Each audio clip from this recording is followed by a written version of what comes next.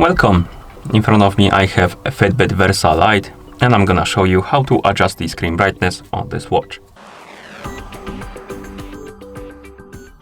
First thing we need to do is to wake up the screen on our watch, and you can do it by pressing the side button.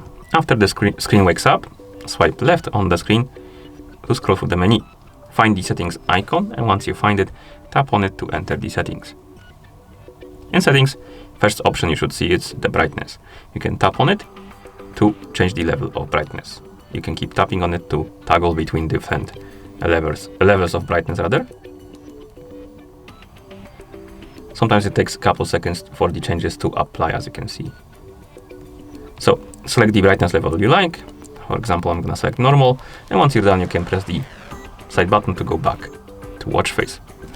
If you have the shortcut enabled, you can also press and hold the controls menu by pressing and holding the side button, not controls menu, my bad, quick settings.